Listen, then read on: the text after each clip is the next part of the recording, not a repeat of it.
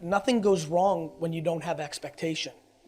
Yeah. I think people have a lot of things going wrong because they expected something. It's why people struggle with giving. Giving is giving on the person that you're giving it to term, not yours.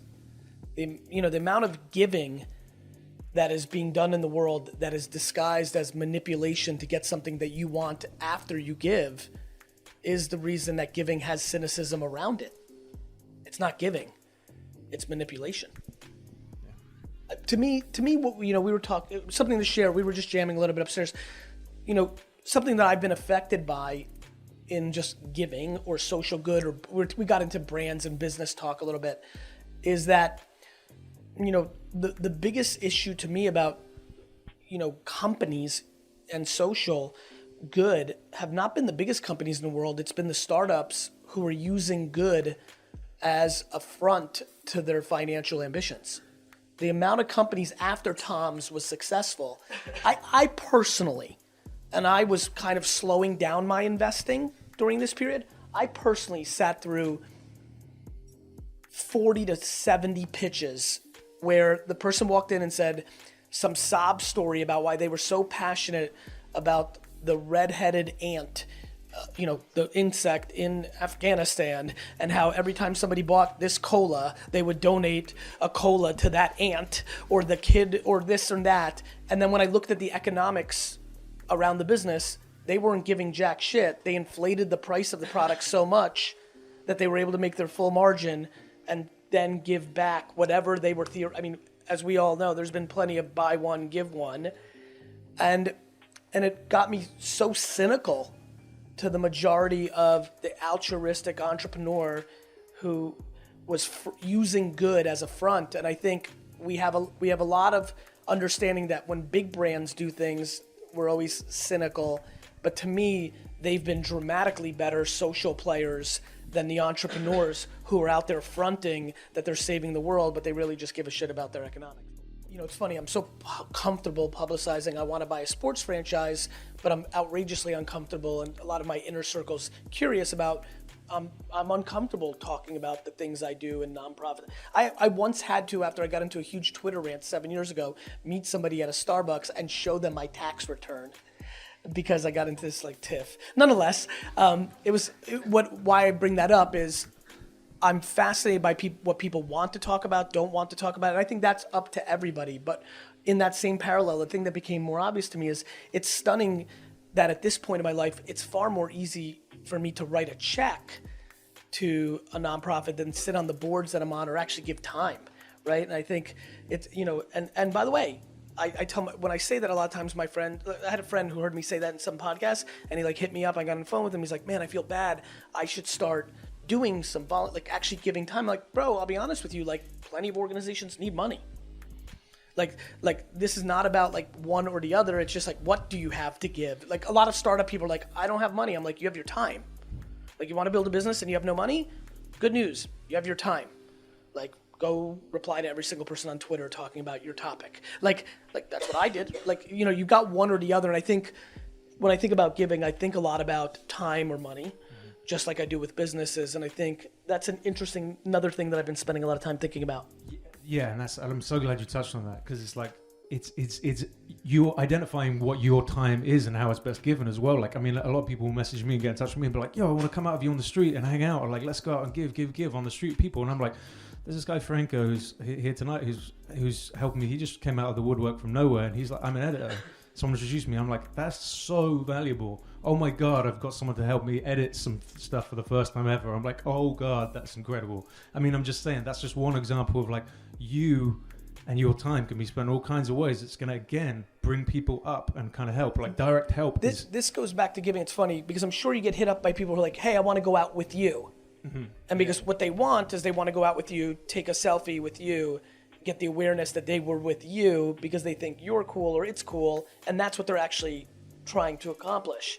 This goes back to giving on the other person's terms. I literally get 700 emails a month when somebody knows I'm going to be in some town. They're like, Gary, in the title, great news, I will pick you up from the airport and drive you to your hotel. I want to really give. I'm like, fuck you, motherfucker. I'm like, that's $48 Uber ride. I need my peace and quiet to catch up with the work when I land from the flight. You don't want to give me a ride. You want me to give you fucking consulting for 45 minutes while we drive. You can save your lunch that you want me to buy, that you want to buy for me and all that. And I'm fascinated by, and a lot of times I'll hit up those kids. They're like, yo, it's not working. I'm like, because you're not giving. When you're DMing somebody, you're asking. You're trying to take.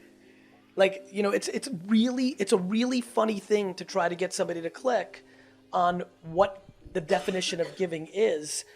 And people struggle with selflessness. They really do. They struggle with not being selfish in the disguise of giving. And I think the reason I want to talk about it and keep throwing out these examples is once you're aware of it, people oftentimes aren't aware, but once you become aware of it, I actually think it changes the entire framework of this conversation. I think giving, and I used, whether I use selflessness or giving, for me, it's like, what do you want?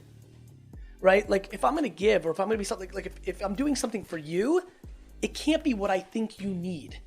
It can't be what I have to give you or what's convenient for me to give you. It has to be what you want, what you need. The other party, if you're giving, the other party needs that thing. And so that's the part that keeps playing over and over in my head. Like, giving with the two core things I'm fascinated by is people are great at giving when they have something to give, but if the other person doesn't want it, that's not giving.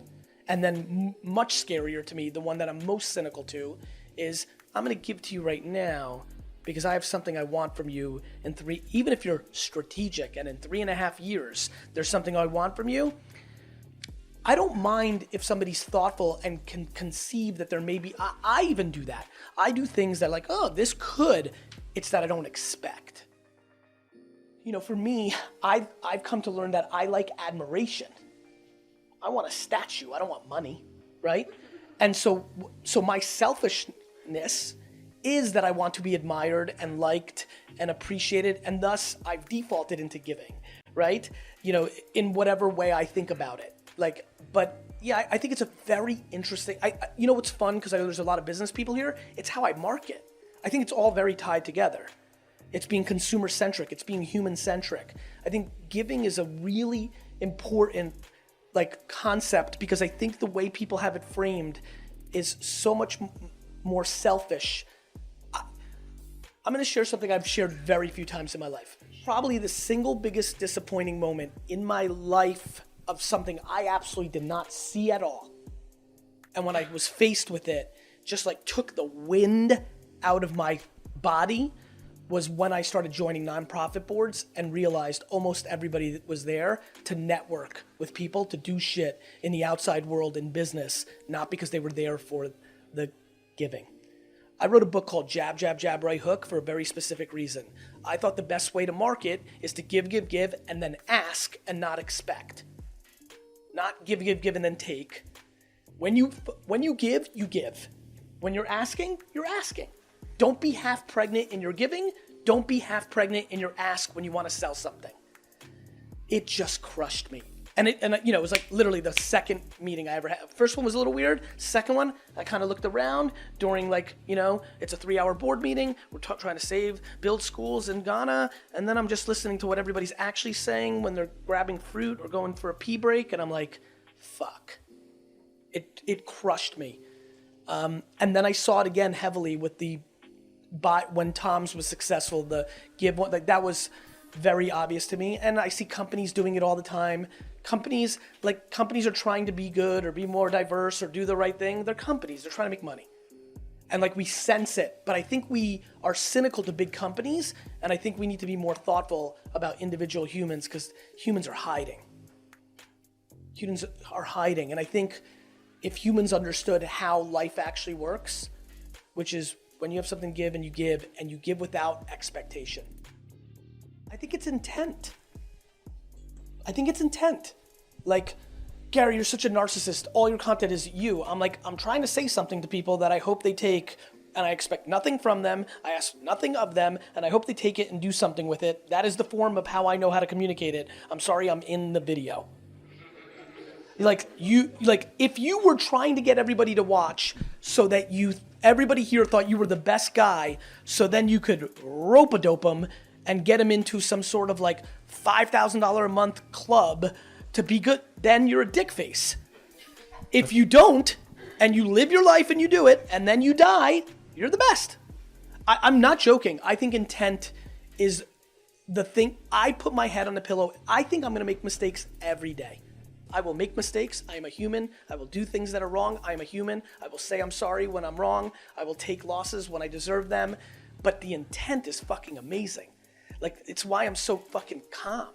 It's why I'm happy as fuck. It's why I'm so grateful. It's why I'm able to give, because I'm so fulfilled that, like, I give out of guilt and gratitude, right? Like, I know exactly what's happening with me, and I'm trying to get people to change their perspective, but I'm really not trying to, like, I like the feeling of somebody getting benefit from something you said. That's what I'm sure that gets you excited.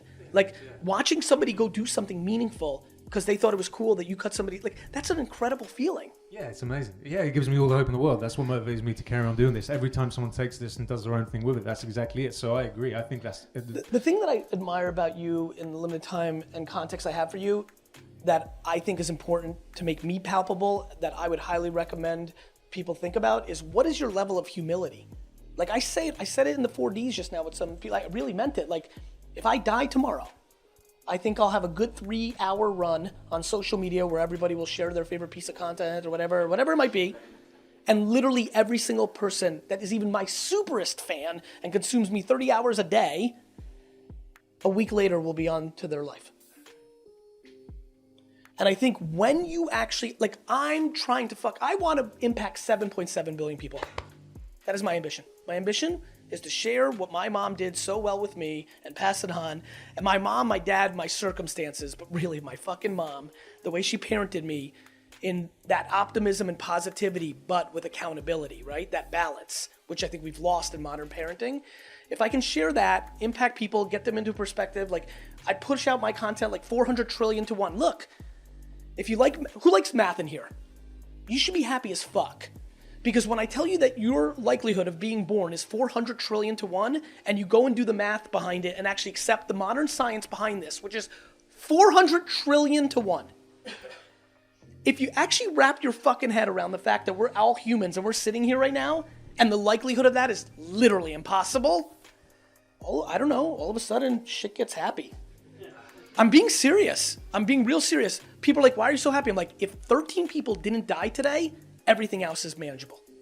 And I really live my life that way, and that leads to happiness, but that's perspective, and that lets you, but that is my goal. My goal is the wiring and serendipity of my DNA. Now that there's an internet, I'm like, fuck it, let me share it at scale. I enjoy it. I like getting stopped at the airport and somebody saying, you change, like, I love it, and I'm gonna do it, and I wanna reach all 7.7 billion people. I mean it with all my heart.